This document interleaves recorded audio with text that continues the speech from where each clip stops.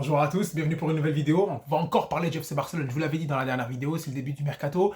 Il y aura beaucoup de vidéos sur le Barça, il y en aura sur Lyon, il y en aura sur d'autres sujets. Mais là, on va parler d'aujourd'hui de la signature d'Arda Güler au Real Madrid. Et oui, il ne signe pas au FC Barcelone. On va parler de mercato, ni de rumeurs, ni de signature, mais c'est définitif. On a perdu le joueur.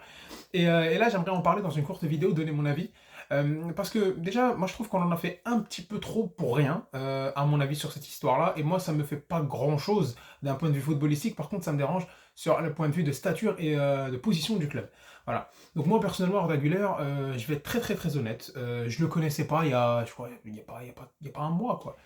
Il y a pas un mois, je le connaissais pas, on n'en avait pas parlé, tu vois, donc on me la lance dans une émission, j'avais vu Walid Acharchour en parler dans le WFC, ouais, c'est un crack, c'est très bon, apparemment toute l'Europe se l'arrache, mais j'en avais pas entendu parler, il ne m'avait pas spécialement sauté aux yeux, comme pouvaient l'être d'autres joueurs que tu peux voir dans d'autres championnats européens, où tu peux sentir que voilà, ça va exploser, etc. Là, je n'ai pas compris qu'est-ce qui justifiait une hype, que le Barça soit à fond dessus, après que j'ai vu que le Real Madrid arrivait, qu'il y avait d'autres grands clubs, qu'il y avait une bataille, et que ça s'est finalement fini comme on sait, hein. Donc le Barça, entre guillemets, tenait la corde pour lui, en proposant de jouer pour Fenerbahçe une saison de plus pour s'aguerrir, rejoindre le projet du Barça l'année prochaine.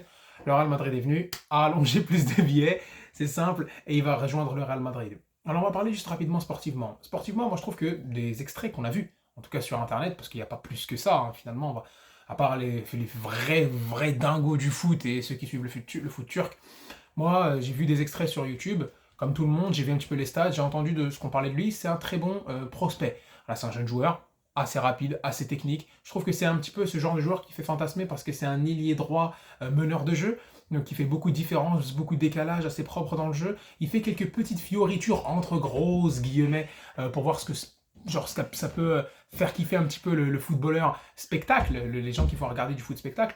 Donc là, tu l'as ce côté-là. Voilà, clair. Mais après, qu'est-ce que ça va donner dans le futur? Je sais pas, parce que des joueurs comme ça, bah, t'en as beaucoup. On en a vu passer, il y avait beaucoup de jeunes joueurs qui étaient censés être des petits cracks. On a eu Trincao, on a eu Youssouf Demir, il y a lui. Donc, moi, je trouve que la hype, elle a été faite un peu trop rapidement. Donc, qu'on corrige, peut-être que moi, j'ai peut-être pas été connecté suffisamment, parce que j'ai vu aussi même d'autres supporters ou même d'autres intervenants sur Twitter dire bah, franchement, il y a une hype, ça fait juste 2 mois ce joueur-là, on n'en entendait pas parler plus que ça. Et qu'est-ce qui justifie qu'il y ait une grosse bataille? Grosse bataille pour se l'arracher. Donc moi je me dis, si le Barça est dessus et qu'ils ont mis tous les efforts, notamment essayer de travailler en amont, en envoyant Deco, notamment quand tu vois les autres clubs essayer de s'attacher ses services, quand tu vois Chelsea, quand tu vois le Real Madrid, quand tu vois Arsenal, c'est qu'il y a quelque chose. Forcément il y a quelque chose. Alors, le Barça, bien sûr, a essayé de travailler avec ses armes parce qu'on a connu vraiment Arda Güler, parce que le Barça a commencé à s'y mettre, et on est dans une situation de fait que le club veut récupérer sa stature d'antan, veut avoir des résultats, veut essayer de piocher les joueurs, mais tu dois composer avec ta situation économique actuelle qui est très compliquée, ce qui fait que tu dois essayer de travailler en amont, convaincre les joueurs par autre chose, par l'aura, par le projet, etc. C'est pour ça que le Barça avait envoyé rapidement ses émissaires à Fenerbahçe. On avait même parlé qu'il y avait des ententes parce qu'il y avait une entreprise turque qui participe à la rénovation du Camp Nou. Donc on s'est dit qu'il y avait tout ça qui pouvait aider à sa signature. Sauf que le Real Madrid arrive, et ils allongent et ils partent. Et là, c'est une question à se poser.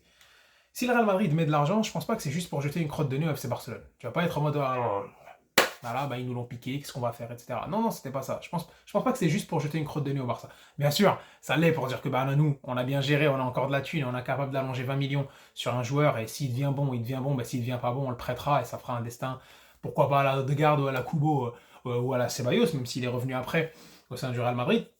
Donc ça peut être tout simplement une star. Donc c'est un pari, et là ce qui montre le Real, c'est que nous, d'un point de vue d'institution, on a tellement bien géré, on a tellement une bonne gestion, que déjà de un, on est sur l'histoire Mbappé, qu'on se permet de recruter Bellingham à 100 millions d'euros, et qu'aussi que se dit, bah, on peut prendre le risque de prendre un joueur 20 millions d'euros alors que vous mettez beaucoup de moyens pour le convaincre. Et c'est plus ça qui me fait chier en tant que supporter du Barça, c'est voir à quel point bah, la décrépitude de l'attractivité de notre club. Bien sûr, on en parlera, donc une vidéo sortira juste après celle-là pour parler de Tigrinho, la signature. Normalement c'est fait à partir de l'Atlético Paranaense du jeune Tigrinho. Alors comment il s'appelait déjà? Ah, j'ai oublié son nom. Mais c'est pas possible, ça c'est des moments de coulisses parce que moi je fais pas de montage dans mes vidéos, ce qui fait que Vitor Roque, Vitor Roque. Donc voilà. Donc moi c'est plus sur cet aspect-là que ça me dérange. C'est plus cet aspect-là que ça me dérange. On a essayé de travailler là-dessus, on vient, on te le pique. On ne sait pas ce que ça va donner. Sportivement, qu'est-ce que ça aurait donné? Je pense pas que tu vendes Rafinha. Je pense pas que tu vendes Dembélé. Dembélé, il compte rester. Voilà, à moins qu'un club décide de péter sa clause et que lui, il décide d'aller voir ailleurs. Ce qui serait peut-être pas... Ça serait un mal sur le court terme, mais ça serait peut-être pas Ça serait aussi peut-être un bien aussi pour le club, donc là on aura l'occasion d'en parler aussi. Mais là déjà sur le côté c'est bouché. Sur le côté gauche, on n'en parle pas, c'est une crise, donc on en parlera également parce qu'on fera une vidéo sur Abdé. Donc est-ce que Ansu Fati, est-ce que Ferran Torres, on en a suffisamment parlé sur la chaîne? Qu'est-ce que tu fais avec un Abdé qui est à disposition? On a même parlé de recruter un comment il s'appelle? Un Yannick Carrasco. Donc sachant que Xavi joue avec les trois attaquants maintenant, parce que bah, avec l'arrivée de Gundogan et l'arrivée potentielle d'un 6, lui aussi on en parlera. Donc là, il repasse vraiment avec un milieu de terrain assez solide et il va essayer de faire plus confiance à ses attaquants pour animer un peu plus le jeu. À quel moment Arda Güler va avoir bah, son temps de jeu escompté? Voilà, donc est-ce que on compte toujours faire la Dream Team, comme ils ont appelé ça, avec les Baldé, avec les Araujo, avec De Jong, Pedri, Gavi, Fati, Ferran, tout ça, donc ces jeunes joueurs issus plus ou moins du microcosme du Barça, qu'est-ce qu'on pourra en faire dans l'avenir? Est-ce que venir prendre Arda Güler et l'intégrer, ça aurait été intéressant? Là, on ne le saura jamais. Là, sa signature sportivement à l'instant T, moi, ça me fait pas plus mal que ça. Par contre, c'est l'attractivité du Barça qui est réduite et le fait que tu as du mal à être dans la compétition avec des gros clubs. Et là, tu vois clairement des clubs qui sont moins attractifs d'un point de vue de challenge sportif, comme Chelsea, peuvent venir allonger le billet et le joueur, il va partir, tout simplement. Parce que t'as le tampon Première Ligue et t'as le tampon, bah, on a beaucoup de moyens, il y a forcément un moment donné où ça va tourner dans notre sens.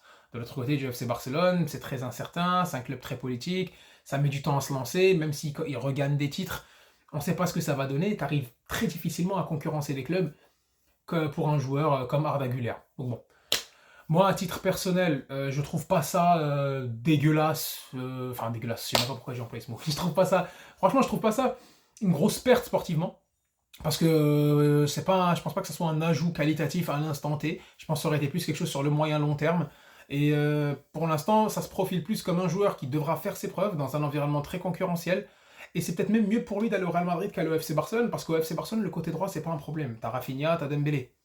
Donc c'est pas un souci à ce côté-là. Au Real Madrid, ils ont pas d'ailier droit. Ils ont Rodrigo, mais c'est pas sa vocation de jouer à droite. Donc là, il joue à droite, mais en attendant qu'il y ait une vraie politique d'ailier droit qui va se mettre en place de recrutement, où ils vont essayer de trouver quelqu'un, c'est assez lourd pour prendre quelqu'un sur le côté.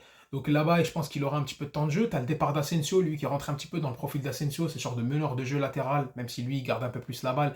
Mais je pense que tu pourras compenser numériquement. Et d'un point de vue projet, bah, au-delà juste que le Real Madrid a mis de l'argent, bah, il aura un peu plus de temps de jeu. Donc pour lui, c'est plus intéressant d'aller au Real Madrid, ce que je peux comprendre. C'est un gros tremplin. Il serait venu à FC Barcelone, ça nous aurait fait plaisir, mais là j'ai plus l'impression que c'était une petite bataille d'ego en mode on n'a pas réussi à avoir Arda Güler, que effectivement on a raté un crack. Voilà. Ça, c'était mon point de vue sur la pépite turque. On verra ce qu'elle va donner. On verra ce qu'il va donner contre nous, ce qu'il va donner en Liga, ce qu'il va donner avec l'équipe turque. Et bah voilà, Biscal Barça. De toute façon, si t'as pas envie de venir au FC Barcelone, tu viens pas. Et on doit construire un projet, on doit assumer, comme on l'a fait avec d'autres joueurs. Voilà. Restez branchés, il y aura d'autres vidéos. Il y en aura une sur Victor Roque, il y en aura une sur Ezabde, il y en aura une sur Riyad Mahrez et son potentiel départ en Arabie Saoudite. Vous inquiétez pas, celles-là, elles viendront, c'est promis. Cette semaine, normalement, il y aura 4 vidéos. Pour ceux qui sont assidus de la chaîne Monel, vous allez vous régaler. Allez, on se dit à très très vite et Biscal Barça.